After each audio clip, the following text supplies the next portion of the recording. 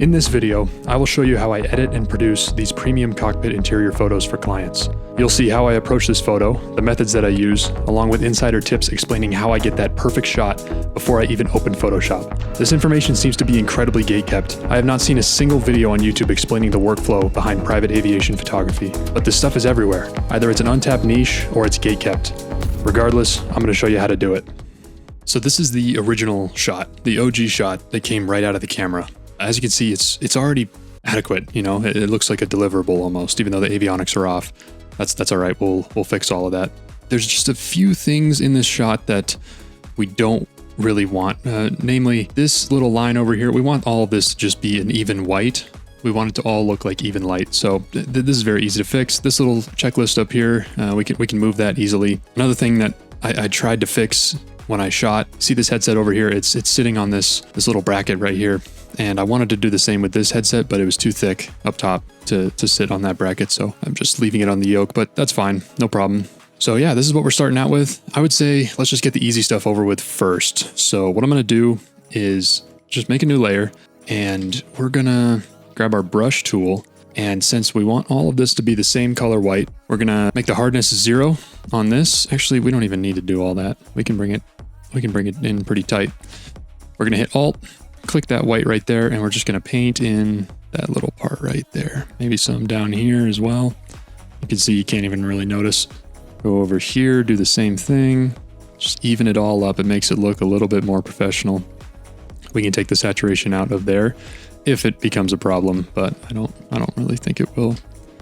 We'll go up here. This little imperfection right here, I'm just clicking and holding Shift, and there she goes. Now for this one right here, let's just start with doing the same thing. Just clicking around it. Since it's all the same white, it's like maxed out on brightness. We don't have to worry about the color changing at all. We go all the way down here, come up here. There she goes. Now, if we zoom out, it doesn't look too unnatural, but one thing we can do just to make it look a little bit better is just slightly paint in the dark area that we lost. There we go. That's looking solid. Personally, with my aviation photography style, I like to have the windows blown out on every interior shot. I like to just have a smooth white. There are some guys that like to do a sky replacement in the background. Yeah, I'll actually go find a photo for you so you can see what it looks like. So here's a perfect example of that. It just doesn't look right to me because there's no pilot sitting up there. So why would the plane be flying? It just doesn't look right to me. The same thing here, you know, it matches, like at least this one matches with the lighting, but it just doesn't look right to me. And I don't prefer to do that. I prefer to just have a white background. So here we are back in the photo. You can see the changes that we made in this layer. Now, some other things I want to just get rid of right away is this lens flare right here. I don't really love having that right there. So I'm just going to take my lasso tool and drag around this generative fill and hit generate. No prompt, just hit generate, and it'll take the context of the photo and it'll know what to do with it. There we go, it did it. You can scroll through the options and see which one you like the most. I think that one's pretty good. So there goes the lens flare. We got all that in there, just the basic cleanup parts. And now we have to do the fun part, which is we want these screens to look dark.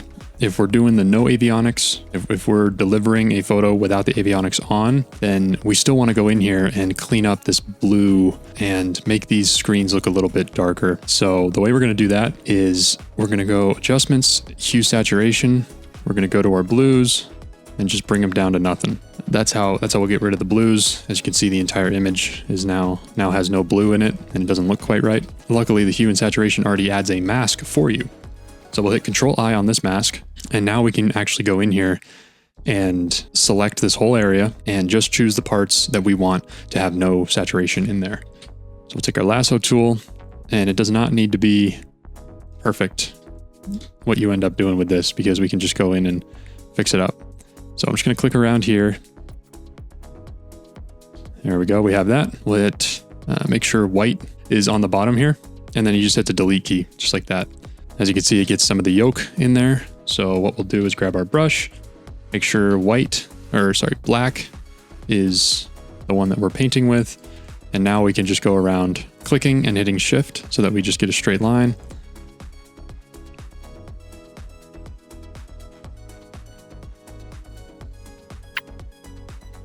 So there we go. That's painted in. Just double check your work. Make sure you're only getting the things that are not on the screen. The screen will not bleed off any of this desaturated light onto the yoke. So you can have this little blue on the outside of it. It doesn't matter. So there's our first little screen. And from here we can see this screen, this one, maybe these two down here. I don't know. They're really not that saturated, but this one, and for sure that one. And that's all I'm really concerned about. I might do these ones down here just to make it look even, but I'll go ahead and do that now. And I'll make a time lapse so you don't have to sit and wait.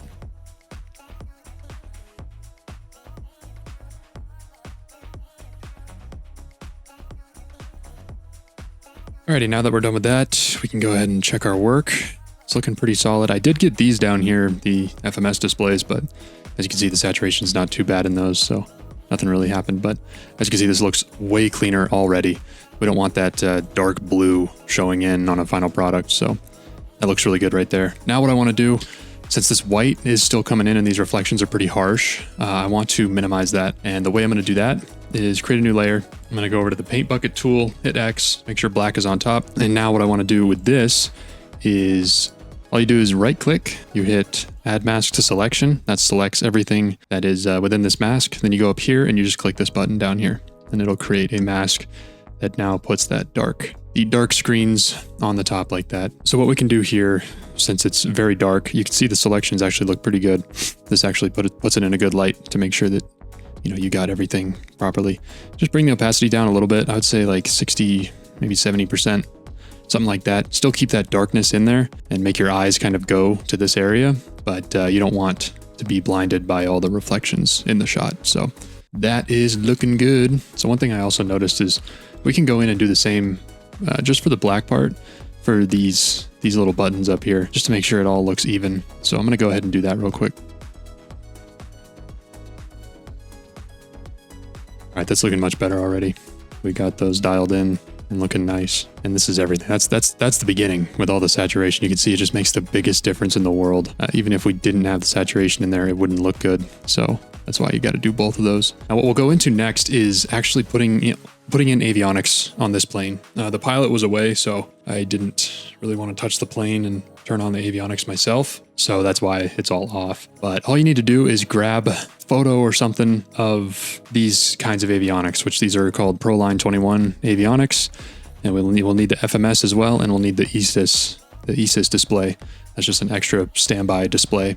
So I found a photo here of some Proline Avionics. These Avionics are actually from the CJ, so that works out pretty well. It doesn't matter that it's at a different angle than my shot. We can easily, since these are squares, we can easily just warp this into the exact shape that we need. So what I'm going to go ahead and do is we'll start with this right here. We're just going to grab our lasso tool, bring this around, and if you misclick, you can just hit backspace with the lasso tool and that'll take it away. Double click to make the selection. We'll hit Control C, Control V.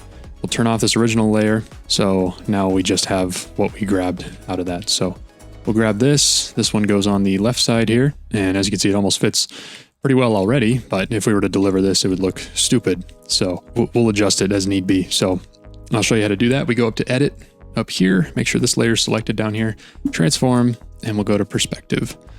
And this is a wonderful tool that just lets you dial in your shot as much as you can. I can bring down the opacity as well just to see what I'm doing a little bit better.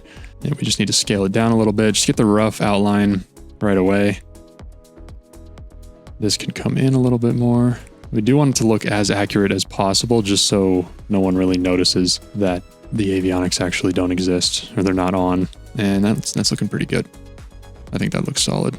We'll bring the opacity back up and we'll zoom out just to make sure that our work is looking proper. Actually, yeah, it's not perfect, so we're going to go back up, and that's why you bring the opacity back up and double check your work. That's why you make sure it's looking good. This corner down here needs to be brought out, and this needs to be dragged over a little bit. Now we'll check all four corners, make sure it's looking good. Bring the opacity back up, and that's looking great. Look at that. That's crazy. But what we can do is bring the opacity down to like 80, around 80 or so, maybe even less. See how 60 looks. 60 looks a little dim. 75 is looking good. Luckily, there are already reflections on that original image that we had, so it's the same cockpit, so it looks the same. I'm going to go ahead and do the other one, this up here and the FMS down here. And we'll just make a time lapse out of that because I don't need to go through all of it. And then we'll go into how I'm going to manage to get the primary flight display looking good. So I'll be right back.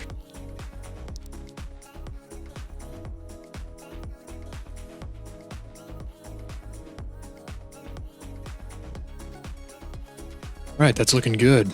Now we got to get the primary flight display going. I like this photo because it's the same airplane and it's the same avionics. We're just going to use this photo, and that way I can show you guys some extra techniques when you don't get a perfect photo and you need to use it anyway. It's the only photo you got. What we're going to do is we're going to draw a general square around this PFD. Do the same thing, Control C, Control V, turn off this layer, and now we have this. What we're going to do here is do the same thing, transform, perspective, and we'll bring the opacity down so we can see what we're doing, see where we're putting it. And this always takes some finicking. Like, you're never going to get it right immediately. So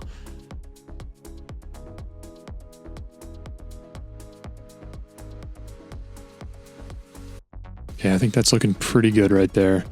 So we'll bring the opacity down, and now we need to paint in the stuff that we need to. So we have the layer selected. We're just going to hit a mask. Go to our brush tool, make sure black is selected, and we'll just start slowly painting in this yoke right here.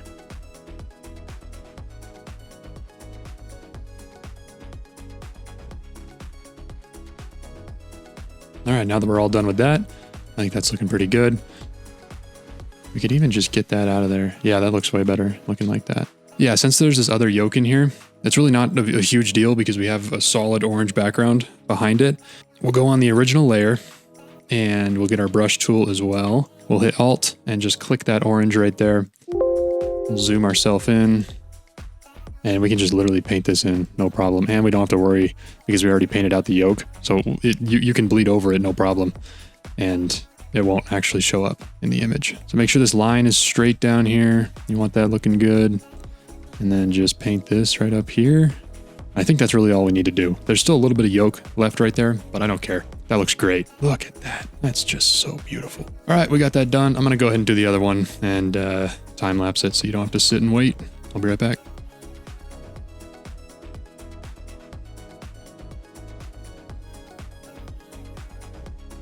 We're all done with that. And it shows the airspeed over here, shows the altitude over here. And we got the ESIS display in the middle as well. That is looking really, really good. I like that a lot. Now we'll go in. We have all these layers that we don't need. We're going to do a big command, Control-Alt-Shift-E, creates a new layer, and it takes everything we've done and it just smacks it on this new layer right here. So I always do that when I'm going in for cleanup, like the little dirt spots and stuff like that. So what I'm going to do is just hit S, click anywhere. S gives you the clone stamp tool.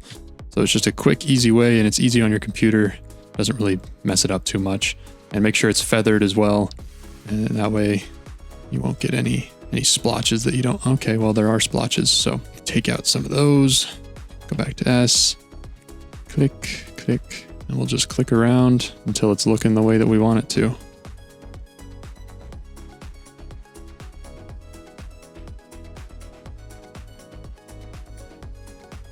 Alrighty guys, I think this photo's looking really, really good. Oh, here's one thing. Just a super tiny distraction down here. Whenever there's gradients and stuff, I don't want to use the clone stamp tool to try and get rid of that. So I just use generative fill and it works perfectly every time. I just have to wait like 10 seconds. So, and it's perfect as usual. Yep. I'm liking this a lot. We're all done with this. So we'll hit Control S, send it back to Lightroom, and we'll just do our final touches over there. So here is the photo. As you can see, it's already looking pretty solid according to the histogram. Maybe bump up the shadows, but that kind of blows the whole image out. So it's not really needed, Sometimes if you don't need it, then don't do it. Contrast kind of darkens everything up. Maybe just a slight bump of contrast. Texture, clarity, maybe a little tiny bump of texture. Definitely some sharpening. Just make it really pop. Some manual noise reduction. Could always just throw this in an AI and have it, scale it up if you need, but no need to do that. Remove chromatic aberration, profile corrections. We'll click Sony, as this was taken on my Sony. And as far as the transform values go, I think it looks like it's slanted this way a little bit. So I'm going to try and rotate it slightly, see if I get any that looks good right there. Yeah, it's just barely rotated. So yeah, that straightens it up pretty good.